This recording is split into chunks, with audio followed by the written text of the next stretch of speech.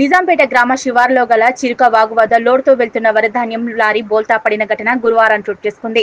ఈ మేరకు స్థానికులు తెలిపిన వివరాల ప్రకారం TS05UE4159 నెంబర్ గల లారీ రామాయంపేట ఓ రైస్ మిల్లులో లోడై ఆంధ్రకు వెళ్తున్న క్రమంలో నిజాంపేట గ్రామ శివారులో అదుపు తప్పి బోల్తా పడడంతో లారీ డ్రైవర్ చాకచక్యంతో బయటపడ్డాడు. ఈ ప్రమాదానికి ఎవరూ ప్రాణహాని జరగలేదు. ఈ సందర్భంగా గ్రామస్తులు మాట్లాడుతూ 765 DG రోడ్డు పనుల్లో భాగంగా రోడ్డును పెద్దగా నిర్మించిన పాత కల్వర్ట్ ని పునరుద్ధరించాలని, కల్వర్ట్లు చిన్నగా ఉండడంతో తరచూ ప్రమాదాలు జరుగుతున్న R&B అధికారులు మాత్రం నిమ్మకు నీరెత్తినట్లు వ్యవహరిస్తున్నారని గ్రామస్తులు ఆరోపించారు. రోడ్డు పనులు పూర్తయి 4 నెలల వ్యవధిలోనే 6 యాక్సిడెంట్లు జరిగాయన్నారు.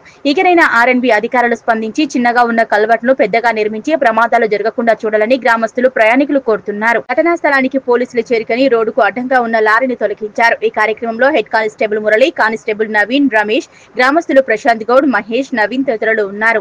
పరిధిలో గల 765 DG అనే నూతన రోడ్డు వేయడం ద్వారా మన యాక్సిడెంట్లు తగ్గాలే కానీ యాక్సిడెంట్లు ఈ యొక్క 3 నుంచి 4 నెలల వ్యవధిలో ఒక 5-6 యాక్సిడెంట్లు రావడం జరిగింది.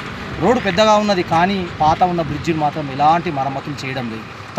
తదనంతరం చాలామంది కొత్త రూట్లో ఈ రూట్లో రావాల్సిన వాళ్ళు అర్థం కాక ఆ బ్రిడ్జిని ఢీకొని చాలా యాక్సిడెంట్లు కావడం జరుగుతుంది.